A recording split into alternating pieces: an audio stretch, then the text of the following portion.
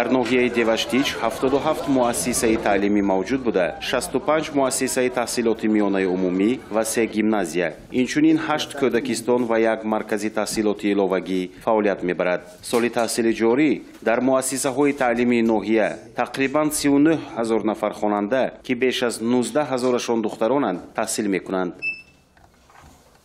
لیکن نه همه مؤسسه های تعلیمی به طلبات جوابگو می باشند. بینای مکتب تحصیلاتی میانه عمومی رقم 30 دهه آبی باریک ناحیه دیوشتیچ سال 1954 به طریق حشر ساخته شده است. در اول آن از 8 صنفخانه عبارت بود. از سبب سال از سال زیاد شدن خوانندگان در سالهای 80 عصر گذشته، اهالی دهه باز یک چند صنفخانه را ساخته به استفاده دادند. айни замон мактаб дар ҳолати садамавӣ қарор дорад, вале то ҳол дар бинои номбурда муҳассилин дарс мехонанд. ин дар ҳолест ки чанд сол қабл дарҳои мактаб бо қарори ҳукумат бо сабаби ҳолати садамавиаш баста шуда буд. дар бинои мазкур синфхонаи компютерӣ, лабораторияи химияву биология ва китобхонаи мактаб ҷойгир аст. дар муассисаи мо 34 синфи таълимгиранда асту 34 синф мавҷуд аст. дар ду баст 15 то якум смена, 15 то баъд аз абед таҳсил намуда, 4 та синфе ки мо имрӯз дорем дар ананун биное ки имрӯз ҷавобгӯ намебошад, мо маҷбуран истифода бурда истодем, чунки аз сабаби набудани ҷой китобхонаи муассисаро низ дар ҳамун бинои кӯна қарор додем ва ҳуҷраи компютерӣ ва як адад лаборатория дар ҳамун бинои кӯна мавҷуд аст ки имрӯз вай талаби моро қонеъ кунанда наметавонад. бинои дуюми муассисаи зикршуда ҳам солҳои 2000 аз тарафи мардум бо тариқи ҳашар сохта шудааст. он аз 15 синфхона иборат мебошад. дар муассиса зиёда аз 900 нафар хонандагон ба таълим фаро гирифта шудаанд. аз сабаби нарасидан ва хурд будани синфхонаҳо, хонандагон дар як мези таълимӣ 3 нафарӣ нишаста таълим мегиранд. дар синфхонаҳо мизу курсӣ кифоягӣ намекунад.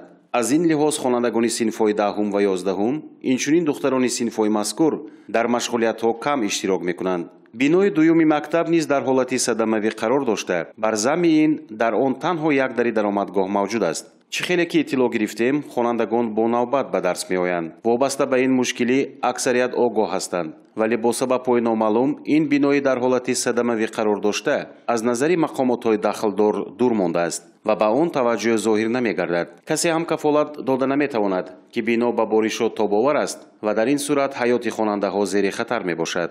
танқисӣ ҷои нишаст мо на ҳамаи онҳоро ҷалб кардан ба имконият дорем, чунки синфхонаҳомо масоаташ бисёрам майда, чунки ҳар як синфхонае ки имрӯз мо дорем 24 квадратро ташкил медиҳад ки дар асоси стандарти давлатӣ бояд ки 54 квадрат бошад. нимгиам не. аз ҳамин сабаб хонандаҳо дар як парта 3 нафарӣ 4 нафарӣ нишастанд. мана имрӯз мо бояд ки бо як мактаби агар замонавӣ ки имрӯз тамоми хонандаҳои муассисаро бояд ки мо ба таҳсил фаро гирифта тавонем, тақозо дорем. аз ҳамин сабаб ҳам мо ҳаракат мекунем ки ҳамин солҳои наздик ҳамин камбудиҳои бартараф намоем. мо бисёр ташкилотҳо ки мактуб кардем, гуфтугузор кардем. мана биное ки имрӯз мо таҳсил намуда истодем аз тарафи ҳолатҳои фавқулоддаи ноҳия омада аз назар гузарониданд. он ҷойҳое ки мисол корношоям буду, он ҷойҳое ки дар он таҳсил манъ буд, онҳо санадҳои лозимии худашонро бароварда он ҷойҳоро манъ намуданд. мо акун имкон надорем ки хонандая аз таҳсил берун бигузорем. то имкон дорем онҳоро ба таҳсил ба мактаб ҷалб карда تعلیم و تربیه نموده ایستاده ایم. мо дар бораи мушкилоти деҳаи далёни боло як сол қабл гуфта будем. вазъи ташвишовари бинои муассисаи таълимӣ ва норасоии синфхонаҳо яке аз мушкилиҳои асосӣ мебошад. дар деҳаи далёни болои ноҳияи деваштиш зиёда аз 8000 нафар аҳолӣ истиқомат мекунанд. барои ба таълим фаро гирифтани хонандагон 2 мактаби таҳсилоти миёнаи умумӣ ва як гимназия фаъолият мебарад. соли 2016 аз сабаби дур будани мактаб ба маҳаллаи навбунёд бо ибтикори сокинон хоса муҳоҷирони меҳнатӣ бунёди мактаби нав оғоз гардидааст. бино ба иттилои масъулин давоми 3 соли охир аз ҷониби аҳолӣ беш аз 600 000 сомони маблағ барои корҳои сохтмонӣ масраф гардид. танҳо соли гузашта барои бомпӯшкунии ин бинои навбунёд аз ҷониби мақомоти иҷроияи ҳокимияти давлатии вилояти Суғд 52 000 сомонӣ дастрас гардидааст. 468 000 сомонро ташкил медиҳад. қариб 70-75% мактаб буд шудагӣ аст. оянда мо умедвор ҳастем ки аз тарафи ҳукумати ҷумҳурӣ, ҳукумати вилояти Суғд, ҳукумати ноҳияи деваштиш дастгирӣ карда истода ба ҳисоби китоби мо қариб 300 000 сомон маблағ лозим аст ки мактабро бахшида ба 30-солагӣ таъсисёбӣ ҷумҳурии Тоҷикистон мактабро супорем. боварӣ дорам мардуми деҳа аз спордани ин мактаб хушнуд мешаванд. сабаб аз он аст ки фаслҳои зимистон аз сабаби хунук будан мактаббачаҳои синфи 1, 2, 3, 4 бисёр азоб мекашиданд. бинои мактаби таҳсилоти миёнаи умумии рақами 44-уми деҳаи далёни поён бошад соли 1998 ба таври ҳашар бунёд гардидааст. имрӯзҳо он дар ҳолати садамавӣ қарор дорад. муассисаи мазкур аз 18 синфхона иборат аст. дар он беш аз 900 нафар хонанда ба таҳсил фаро гирифта шудаанд. аз сабаби он ки бинои мактаб ба таври ҳашар пӯшида шудааст, дар рафти корҳои сохтмонӣ на ҳамаи талаботҳо ба инобат гирифта шудаанд. аз ҷумла чӯбу тахтаи дар ин иншоот истифода гардида аз дарахти сафедор буда бо гузашти беш аз 10 сол боми чанде аз синфхонаҳо ва китобхона хам задааст. ин масъулинро ба ташвиш овардааст. бино ба иттилои омӯзгорон гарчанде барои беҳбуд бахшидани вазъи муассиса сохтмони бинои нав ки фармоишгари он идораи сохтмони асосии вилояти Суғд мебошад моҳи июн оғоз гардидааст, вале моҳи август бо сабабҳои номаълум он қатъ гардидааст. идомаи корҳои сохтмонӣ бошад ҳоло маълум нест. аз сабаби ба охир расидани маблағи дар ҳамин сол ҷудо карда шуда ин иншоот нотамом монд ва сар задани хунукиҳои зимистон имкон надод ки сохтмонро давом диҳанд. сохтмончиён ваъда доданд ки бо фарорасидани шароитҳои мусоид ва сохтмони ин иншооти муҳим ҳисса мегузоранд, оғоз менамоянд. муассиса зади маҷлисгоҳ надорад. албатта ки синфхонаҳо хеле хурданд, аммо шумории хонандагон хеле зиёданд. дар ҳар як синф зиёда аз 25 то 35-37 нафари хонандагон таҳсил мекунанд. бинобар ин агар муассисаи номбурда ки сохтмонаш оғоз гардидааст дар арафаи ҷашни 30-солагии истиқлолияти ҷумҳурии Тоҷикистон сохта ба истифода дода мешуд, ин як тӯҳфаи арзандае буд ба мардуми деҳии далён ва фарзандони онҳо. ин наворҳои вазъи имрӯзаи бинои муассисаест ки мо як сол қабл аз мушкилии он гуфта будем. бо гузашти ин муддат дар муассиса ягон тағйироти ҷиддӣ ба назар намерасад. мушкилии ҷой дошта то ҳанӯз ҳалталаб мебошад. дар ҷамоати деҳоти далён бошад таи солҳои охир сохтмони 20 синфхонаҳои иловагӣ дар заминаи мактаби таҳсилоти миёнаи умумии рақами 8 идома дорад. бинои синфхонаҳои иловагӣ аз ҳисоби аҳолӣ ва муҳоҷирони меҳнатӣ қомат афрохтааст. азбаски мактаби рақами 8 аз маҳаллаҳои нав дур ҷойгир шудааст, дар фасли зимистон барои рафтуҳои хонандагон душвориҳои зиёдро пеш меоварад. сокинони деҳа тасмим гирифтаву то имрӯз ба мушкилиҳо нигоҳ накарда корҳои зиёдро дар бунёди он иҷро карданд. айни замон наздик 80% корҳои сохтмонӣ ба анҷом расонида шудааст.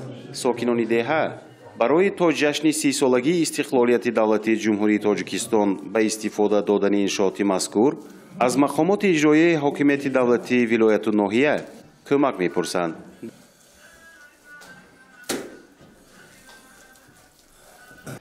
деҳи далёни болои ҷамоати деҳоти далён боло қарор дорем ки инҷо мактаб барои як муассисаи 20 синфхонаи иловагӣ барои 320 نفر خواننده در نزد مکتب تحصیلات میانه عمومی رقم 8 ساخته شده است. عین حال کارهای ساختمانی با مرام ادامه یافته شده است. اساساً اینجا با دستگیری اهالی دهه و صاحبکاران در شهر مسکو بودگی دستگیری کرده شدند. موافق نقشه چهاربینی جماعت 35 عدد نقشه انشاءات به نقشه گرفته شده است که عین حال 20 تای آن به مورد استفاده قرار داده شده است. در باقی مانده انشاءات ها کارهای ساختمانی مرحله به مرحله دوام داده شده. در نزد بینای اساسی مکتب تحصیلات میانه عمومی رقم 44 جماعت دلیان سال گذشته بنیاد بینای نو آغاز گردید. بعد طرح صنفخانه‌های ایلوگی گرفته شدند تا به امروز کارهای ساختمانی قطع گردیدند. مسئولین مؤسسه تعلیمی ابراز داشتند که شرایط تحصیل در بینای کهنه و فرسوده خطر آور است. ادامه کارهای ساختمانی از جانب اداره ساختمانی اساسی ولایت که فرمایشگری انشاءات میباشد معلوم نیست. بینای کهنه سالهای 90 طریق حشر بنیاد گردیده امروز در حالت صدموی قرار دارد. قبل از آغاز سال نو خوانش در اکثر مؤسسه‌های تعلیمی مجلس کمیته پدر و مادران گذرانیده شده. سهمگذاری آنها در کارهای مختلف و کمک رسانیدنشان بررسی می‌گردد. از همه خراجات‌های بیشتر برای کتاب، تعمیر دفتر کاری و دیگر خراجات‌های جاری صرف شده. در هر صنف آن تفاوت دارد. والدین در برابر این همچنین در بنیاد صنفخانه‌های نو نیز حصه خود را می‌گذارند. از 228 مؤسسه‌های تعمیر طلبه که به قید گرفته شده است 199 عدد آنها از تعمیر جاری برآورده شدند. از در آنها کارهای ساختمانی و از برقرار کنی به اتمام رسانده شدند و همچنین در ساحه سکتور خصوصی یا بخش خصوصی که میگوییم از جانب صاحبکاران، شخصان سخاوتکار و سخاوت پیشه، مؤسسه‌های تا مکتبی خصوصی و مؤسسه‌های تحصیلات میانه عمومی خصوصی در ولایت ساخته شد و باید قید کرد که در سال 2020 با تشریف مهمانان عالی‌قدر در ناحیه مسجد از جمله 2 کودکستان خصوصی به استفاده داده شد که این هم از جانب صاحبکاران، همچنین در ناحیه‌های باباجان غفورov، ظفرآباد، پنجکند و دیگر شهر ناحیه ولایت ساختمان مؤسسه‌های تعلیمی خصوصی با دستگیری صاحبکاران عزیز ما که آنها به ساحه معارف توجه خاصی خود را نیز ظاهر می‌نمایند.